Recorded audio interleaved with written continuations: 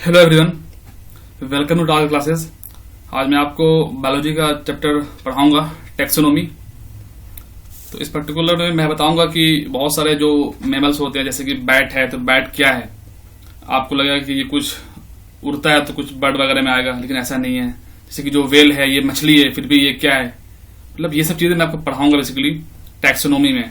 ठीक है, तो ये एक बड़ा चैप्टर है टैक्सोनॉमी। यहाँ से बहुत क्वेश्चन आपको मिल जाएगा बीपीएससी में, यूपीपीएससी में। ठीक है, जहां पे भी इस टाइप का जो भी क्वेश्चन पूछा जाता है, ठीक है, वन वर्ड से। ठीक है, चलिए हम लोग स्टार्ट करते हैं। आगे बढ़ता हूं पर्टिकुलर डिस्कशन में। तो पहला क्वेश्चन इसमें क्या है, yes, biologist have so far known, found and identified a large number of species in the plant and animal kingdom. In terms of number, the largest found and identified so far in the form of among the. तो बोला जा रहा है कि जो biologist है उसको अभी तक जितनी उसकी जानकारी मिली है और उसने जो फाइंड और आइडेंटिफाई किया है लार्ज नंबर ऑफ स्पीसीज को और प्लांट और एनिमल किंगडम में, तो उसने ऐसा पाया है कि जो सबसे ज्यादा जो है वो लार्जेस्ट फाउंड आइडेंटिफाइड उसमें से कौन सा है। तो इसमें से जो आप पर्टिकुलर अगर आप देखेंगे तो ऐसा बताया गया है कि जो भी इंसेक्ट है पर्टिकुलर ना, तो वो इंसेक्टा ग्रुप से बिलोंग करता है और उसके क्लास जो फाइलम है उसको एर्थोपोडा बोलते हैं। क्या बोलते हैं हम? एर्थोपोडा। ठीक है, 101.5 मिलियन अप्रोक्सीमेटली एनिमल को स्पीसीज को आइडेंटिफाई किया गया। इसमें करीब करीब 1 मिलियन जो है वो इंसेक्ट है। क्या है? 1 मिलियन क्या है? इंसेक्ट है। अभी तो बहुत सारे इंसेक्ट अभी इस पर वर्क चल रहा है। ठीक है, अभी इसे खोजा जा रहा है। तो आप इस चीज को आप समझ सकते हैं आप कि जो इंसेक्ट है ये बहुत ज्यादा है। ठीक है, तो आप इसका आंसर ध्यान रखेंगे। इसका आंसर क्या है? वो इंसेक्ट है। ठीक है, आगे बढ़ता हूं। Warm blooded animal are those which are able to keep their body temperature constant temperature all times. हम उसे क्या बोलते हैं? Warm blooded animal. Warm blooded animal क्या होता है कि जो किसी भी सिचुएशन में, ठीक है, एबल है कि अपने बॉडी टेम्परेचर का वो क्या करेगा, वो मेंटेन करेगा constant temperature all the times. तो वो क्या है? वो वार्म ब्लडेड एनिमल्स है। क्या है? Warm blooded animal those animals those which are able to keep their body temperature constant temperature all the times. ठीक है, तो आप इसको याद रखेंगे। आप इसको इसमें आपको एग्जांपल मैं आपको प्रोवाइड किया, जैसे कि कोल्ड ब्लडेड एनिमल और वार्म ब्लडेड एनिमल। तो स्नेक है, फ्रॉग है, ठीक है, लिजार्ड है, मॉस्किटो है। आप इसको देख लेंगे तो ये कोल्ड ब्लडेड हो गया और वार्म ब्लडेड क्या हो गया, सब आपको वार्म ब्लडेड एनिमल आपको हो गया। ठीक है, तो इसको आप थोड़ा सा याद रखेंगे। आगे बढ़ता हूं। Which creatures have no blood but respire. तो इसका आंसर क्या है? हाइड्रा। तो हाइड्रा में क्या है कि हाइड्रा हैज नो ब्लड, उसके अंदर कोई ब्लड नहीं है। ठीक है, वो लेकिन उसके बाद ही वो रिस्पायर करता है। ठीक है, क्योंकि जो हाइड्रा होता है उसके अंदर जो गैसियस एक्सचेंज और एक्सक्रीशन जो होता है वो सिंपली जो है वो डिफ्यूजन की वजह से अकर होता है। इतना आप याद रखेंगे। हाइड्रा आपको कुछ अगर आपको कुछ ज्यादा आपको समझ भी ना आए तो अभी आप इतना आप याद रखना कि विच क्रिएचर्स हैव नो ब्लड, उसके कोई ब्लड नहीं है बट उसके बाद वो रिस्पायर कर रहा है, तो वो क्या है? वो आपको हाइड्रा है। बस इतना आप इसको याद रखना है। ठीक है, क्या है उसका नाम? उसका आंसर हाइड्रा है। आगे बढ़ता हूं। Which is a true fish. तो कैट फिश एक ट्रू फिश है। ठीक है, तो कैट फिश क्या है? एक ट्रू फिश है। तो आप मुझे बताएंगे जो कैट फिश है ये कौन से स्टेट का कैट जो है वो फिश है, बताएं थोड़ा सा फटाफट। Whale belong to which group. Whale जो है वो किससे बिलोंग करता है? तो वेल आपको लगेगा मछली है, ये मछली नहीं है। क्या है? ये आपको मेमल्स है। ठीक है, क्या है? ये आपको मेमल्स है। तो ये चीज आपको याद रखना है कि वेल क्या है, ये आपको जो है वो मेमल्स है। मेमल्स क्या होता है? जो डायरेक्ट जो है वो क्या, वो अपने जैसा जो वो चाइल्ड को डायरेक्ट वो बर्थ करते हैं। ठीक है, ऑफ स्प्रिंग। आप थोड़ा याद रखेंगे, ये एग नहीं प्रोड्यूस करते हैं। इस चीज थोड़ा याद रखने वाली बात है। मैमल्स कुछ एक्सेप्शन हो सकता है। ठीक है, चलिए आगे बढ़ता हूं।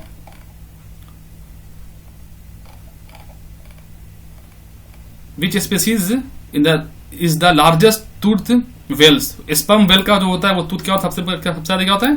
बड़ा होता है। इस चीज को आप थोड़ा सा ध्यान रखेंगे अपने पास, बिल्कुल आराम से। ठीक है, और जो अगर आपको एक चीज पता है, मैं आपसे पूछता हूं कि कौन सा ऐसा वेल है जिसका जो ब्रेन होता है वो सबसे बड़ा ब्रेन होता है। जरा बताया जाता है कमेंट सेक्शन में। ये तो आपको बता दिया कि which species is the largest tooth whales, तो वो क्या है, स्पर्म वेल। तो किसके पास सबसे ज्यादा ब्रेन होता है, ठीक है, ये आप बताएं। ये क्वेश्चन केबीसी में पूछा गया था, कौन बनेगा करोड़पति में, ठीक है। विच one lays eggs and does not produce young ones directly, उसका नाम क्या है, इकिंडा। क्या है ये आपको, इकिंडा, ये आपको दिख रहा होगा इमेज में, ठीक है। तो ये क्या है, ये जो है ये which one lays eggs does not produce ones young ones, तो ये क्या आपको इकिंडा है, ठीक है। ये आप थोड़ा याद रखेंगे। और जो इकिंडा है ना, ये पर्टिकुलर जो है ये अपने आप को सेव कर लेता है इसके अंदर। ये क्वेश्चन पूछा था यूपीएससी 2021 में या 22 में, हाँ सॉरी, मतलब 22 में पूछा था, 22 या 21 में पूछा था कि कौन सा ऐसा स्पीसीज जो अपने आप जो वल्नरेबल पार्ट को है वो सेव कर लेता है, वो हाइड कर लेता है, ठीक है। तो एक इकिंडा था और उसमें 3 ऑप्शन था, तो आप जाएंगे उस पर्टिकुलर क्वेश्चन में। तो और एक क्या था, पैंगोलिन था, यस पैंगोलिन, एक पैंगोलिन था, एक ये इकिंडा था। आप उसमें क्वेश्चन में जाएंगे तो ये आपको मिल जाएगा। तो इकिंडा और पैंगोलिन, तो पैंगोलिन 2 तरह के होते हैं, एक होते हैं इंडियन पैंगोलिन और एक कौन होते हैं, एक होते हैं चाइनीज पैंगोलिन। आप मुझे आईयूसीएन स्टेटस बताएं कि इंडियन पैंगोलिन का क्या आईयूसीएन स्टेटस है और चाइनीज पैंगोलिन का क्या आईयूसीएन स्टेटस है, और इकिंडा का क्या आईयूसीएन स्टेटस है, आप मुझे ये भी बताएं, ठीक है। Mammals capable of flying is, वो बैट है। बैट क्या होता है, ये फ्लाइंग कर सकता है, ठीक है। इसको तो ये तो मैं बचपन से पढ़ाया था ये वाला, ठीक है, ठीक है। इसको थोड़ा हम याद रखेंगे। आगे बढ़ता हूं, आगे क्या, dolphin are classified in, dolphin भी क्या है, ये भी आपको मैमल्स है। क्या है ये, डॉल्फिन भी क्या है, ये भी आपको एक मैमल्स है, याद रखना है इस चीज को, ठीक है।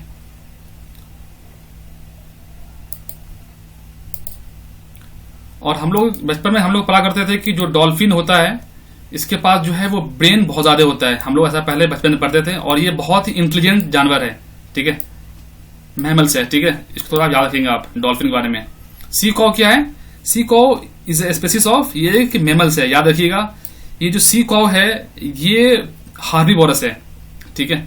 सी कॉव क्या, ये आपको हार्बीवोरस है, इसको थोड़ा याद रखेंगे।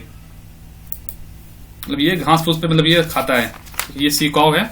ये आपको इस पे भी क्वेश्चन पूछा है, आप मुझे इसका अभी कैटेगरी में आईयूसीएन में इसका क्या स्टेटस है जरा सा बताएं थोड़ा सा कमेंट सेक्शन में, कि जो सी कॉव है ये भी अभी इसका आईयूसीएन में क्या स्टेटस किया है अभी सी कॉव का, ठीक है। तो ये जो है आप बोल सकते हैं एक तरह से ये हार्बीवोरस एनिमल्स है, ठीक है, मतलब ये आपको मैमल्स है। इसका बताएं कि लोकेशन में ये इंडिया में कहां पे पाया जाता है ये sea cow. Seal is the species of mammals, seal भी क्या है, एक आपको मैमल्स है। ये आप तो इमेज देखते होंगे यूट्यूब वगैरह पे, इसका वीडियो आपको काफी आपको दिख जाता होगा, ठीक है। सील भी क्या है आपको, सील भी एक आपको मैमल्स है, ये सेमी एक्वेटिक मैमल्स है, ठीक है। तो इसको थोड़ा याद रखना है। और सील जो होते हैं, ऑल सील्स आर कार्निवोरस, क्या होते हैं ये, कार्निवोरस होते हैं, क्या होते हैं, कार्निवोरस। आप अगर इमेज लगा के अगर आप याद रखेंगे तो चीजें आपको ज्यादा समय तक आपको याद रह पाएगा, ठीक है। आगे बढ़ता हूं, तो ये क्या होते हैं, ये सील क्या होते हैं, आपको कार्निवोरस होते हैं। एम्फीबियंस क्या, एम्फीबिया क्या होता है, फिर एम्फीबियन बोलते हैं animal living equally in water and land both. इसका आंसर फ्रॉग है, तो बचपन में बहुत पढ़ा जाता है, जो दोनों जगह रह ले, मतलब वाटर में भी और लैंड पर भी, हम उसे क्या बोलते हैं, एम्फीबियन बोलते हैं, ठीक है, या फिर एम्फीबिया, ठीक है। आप इसको याद रखना आप। और ये क्या है, जो ये आपको कोल्ड ब्लडेड एनिमल है, ठीक है। इसको हम इकोथर्म क्या बोलते हैं, इकोथर्म्स, एक वर्ड होता है ectotherms, ectotherm, ecto ECTO, ecto THERMS, ectotherms. Ectotherm में क्या होता है, कोल्ड ब्लडेड एनिमल, ठीक है। आप इसको रखना जो फ्रॉग है ये आपको क्या है, कोल्ड ब्लडेड है। और ये क्या है, आपको एम्फीबियन है, जो कि पानी में भी रह सकता है और आपको लैंड पे भी रह सकता है। आगे बढ़ता हूं, which organism breathe from skin, तो ये आपको फ्रॉग है, फ्रॉग जो है वो स्किन से सांस लेता है, ब्रेथ करता है। आप मुझे बताएं कि जो फिश है वो किससे सांस लेती है, ठीक है, आप मुझे फटाफट बताएं थोड़ा सा, ठीक है। आगे बढ़ता हूं, yes, frog are the true blood animals, ये बात सही है, ठीक है। क्या है ये, ट्रू ब्लड एनिमल है। क्या लिखा हुआ है कि फ्रॉग आर द ट्रू, नहीं यहाँ पर ट्रू नहीं, यहाँ पर कोल्ड ब्लड होगा। क्या होगा यहाँ पर, ये वर्ड यहाँ पर गलत लिखा हुआ है, ये क्या होना चाहिए, ये ट्रू जब क्या होना चाहिए, आपको कोल्ड ब्लड। आपको बता दिया हूं कि ये कोल्ड ब्लड एनिमल है, तो ये बात बिल्कुल सही है, ठीक। आगे बढ़ते हैं, during the Metamorphosis of frog. तो मेटामॉर्फोसिस क्या होता है, इस प्रोसेस आपको जानना है। मेटामॉर्फोसिस एक बायोलॉजिकल प्रोसेस होता है। उसमें क्या होता है कि जब एनिमल जब फिजिकली डेवलप होता है, मतलब कि बढ़ता है, जब उसका बर्थ हो जाता है ना, उसके बाद उसमें कुछ एब्रप्टली उसके चेंज होता है एनिमल के स्ट्रक्चर में, उसके सेल में, उसके ग्रोथ में। तो वही उसका क्या है, उसका मेटामॉर्फोसिस है। ठीक है, आप समझ गए कि बर्थ के बाद उसके बॉडी में कुछ चेंज होना, ठीक है, एब्रप्टली, और उसका स्ट्रक्चर में चेंज होना, उसका सेल ग्रोथ होना, तो वो क्या है, उसका मेटामॉर्फोसिस है। तो ड्यूरिंग द मेटामॉर्फोसिस क्या होता है, फ्रॉग का इंटेस्टाइन क्या होता है, वो छोटा हो जाता है। ठीक है, इंटेस्टाइन इज शॉर्टेंड। आप उसको याद रखेंगे, इस चीज को आप ध्यान रखेंगे इस चीज को। ठीक है, gavialian crocodiles are mostly found in, ये क्या है, जो गैवेलियन क्रोकोडाइल है ये क्या है, ये आपको गंगा में फाउंड होता है। ठीक है, और इसे हम घड़ियाल बोलते हैं। क्या बोलते हैं, ये जो गैवेलियन है, गैवेलियस क्या हमसे क्या बोलते हैं, घड़ियाल बोलते हैं। क्या बोलते हैं, घड़ियाल्स, GHARIAL, घड़ियाल्स को ही हम ये बोला जाता है, गैवेलियस। ठीक है, आप उसका याद रखेंगे। ठीक है, और जो गैवेलाइड्स है, ठीक है, वो गंगा रिवर में पाया जाता है आपको। ठीक है, और जो कि अगर आप इस तरह से बोल सकते हैं कि जो नेशनल एक्वेटिक एनिमल है वो क्या है, आप जरा बताएं थोड़ा सा कमेंट सेक्शन में, इंडिया का। ठीक है, और ये कहाँ पाया जाता है, ये आपको गैवेलियस, ये आपको नेपाल में भी पाया जाता है, बांग्लादेश में भी पाया जाता है। आप इसको पता याद रखेंगे। आगे बढ़ता हूं। Which is an atrocious animal. तो इसमें क्या है, ओटर क्या है, एक एट्रोसियस एनिमल है। ऐसा माना जाता है कि ये जो पर्टिकुलर जो एट्रोसियस एनिमल्स है, आप इसको सीरियल किलिंग भी बोल सकते हैं, मतलब एक तरह का किलर भी बोल सकते हैं। ठीक है, ये मॉन्स्टर भी ऑफ द सी बोला जाता है इसको। ठीक है, तो वो क्या है, which is the atrocious animal, तो ओटर्स, आप इसको थोड़ा याद रखेंगे। ठीक है, अभी आप मुझे बताएं कि जो ये पर्टिकुलर जो घड़ियाल का भी क्या स्टेटस है। घड़ियाल कितने टाइप के होते हैं, घड़ियाल, क्रोकोडाइल, और भी एक और चीज होता है, घड़ियाल, क्रोकोडाइल, और एक और होता है। उन तीनों में अंतर क्या होता है, घड़ियाल, क्रोकोडाइल, और एक और आप देख लेना, आप जब क्रोम पे सर्च करोगे तो डिफरेंट टाइप ऑफ घड़ियाल और क्रोकोडाइल। तो आखिर इसमें अंतर क्या होता है, जरा बताएं थोड़ा सा कमेंट सेक्शन में। ठीक है, the bear commonly performing on the street is, वो क्या है, वो आपको स्लोथ बियर है। क्या है वो, स्लोथ बियर है, जो परफॉर्म करता है स्ट्रेट पर। स्लोथ बियर का भी आईयूसीएन स्टेटस क्या, जाकर देखना भाई जैसा, क्या स्टेटस इसका बताना फटाफट जाता है कमेंट सेक्शन में।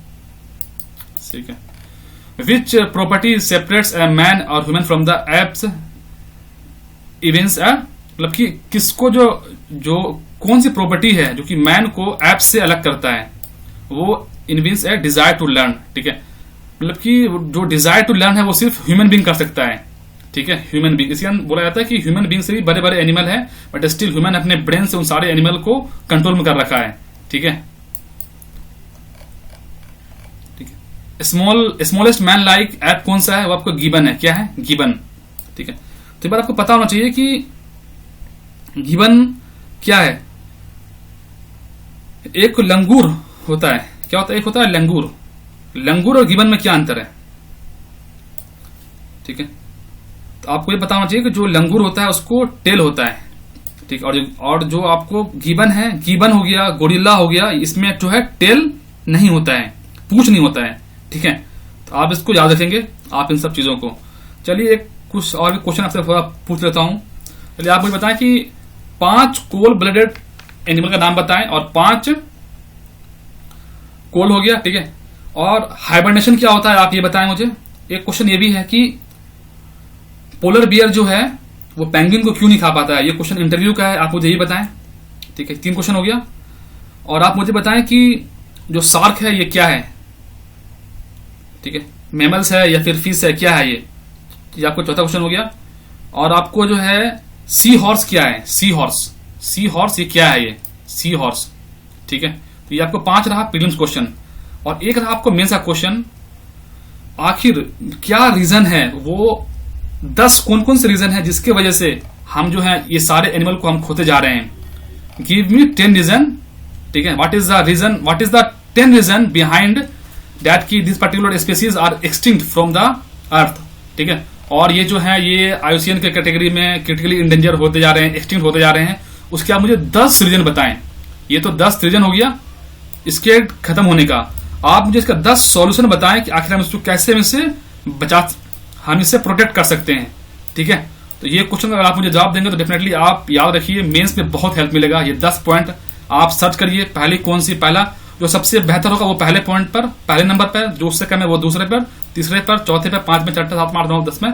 10वां का 10 रीजन बताना है जिसकी वजह से ये जो जानवर है ये खत्म होते जा रहे हैं। 10 सॉल्यूशन, ठीक है, जिसकी वजह से ये हम इसको प्रोटेक्ट कर सकते हैं। और आप कहीं भी भारत में या फिर आप वर्ल्ड में कहीं भी अगर आप सुन रहे हैं मुझे, तो आपके पास कौन सी एक नई टेक्निक है कि आपके एरिया में कुछ नया ऐसा है, कोई ऐसा प्रोजेक्ट, कोई ऐसा जो कि पायलट बेसिस पे किया जा रहा है जिसकी वजह से एक ड्रास्टिक मतलब कि इंक्रीज हो गया हो इन सबकी पॉपुलेशन में, तो क्या वैसा भी कुछ है तो आप वही बता सकते हैं। कुछ अगर आपके पास एक यूनिकनेस है ना, अगर आपके पास आंसर में, सपोज करिए कि आपने 9 पॉइंट बताया कि ये एक मेन रीजन है और एक रीजन बताया जो कि आपने अपने लाइफ में उसको देखा है, तो ये भी बहुत अच्छा पॉइंट है। ये भी, हालांकि ये दोनों इक्वल है, लेकिन ये पॉइंट आपको ज्यादा अच्छा आपको लगेगा। सेम वैसे ही सॉल्यूशन में आपने अगर 10 पॉइंट आपने मुझे बता दिया सॉल्यूशन में, और एक पॉइंट जो कि बहुत ही तगड़ा प्रैक्टिस किसी कंट्री में किया जा रहा है या फिर आपने खुद देखा हो या फिर आपके अगल बगल में सोसाइटी में वो प्रैक्टिस को करके उसको हम बता सकते हैं, तो वो वाला अगर आप केस स्टडी अगर आप मेंशन कर देंगे तो डेफिनेटली आपका जो मार्क्स है वो जो दूसरों से है वो एक अलग दिखेगा। लेकिन ऐसा नहीं कि आपने ये 9 पॉइंट नहीं लिखा, आपने सिर्फ ये पॉइंट लिख दिया, उससे काम नहीं चलेगा। इश्यू याद रखना है। तो ऐसा कुछ आपको मेन सा क्वेश्चन आप इसको जरूर से आंसर करिएगा, डेफिनेटली देखिएगा आपको ये फायदा देगा। तो दोस्तों आज के लिए इतना ही था। Okay, take care and bye bye. और आप मुझे बता सकते हैं कि मैं अपनी वीडियो में और क्या इंप्रूव कर सकता हूं। अगर वीडियो पसंद हो तो आप उसे लाइक कर दें, शेयर कर दें और सब्सक्राइब कर दें।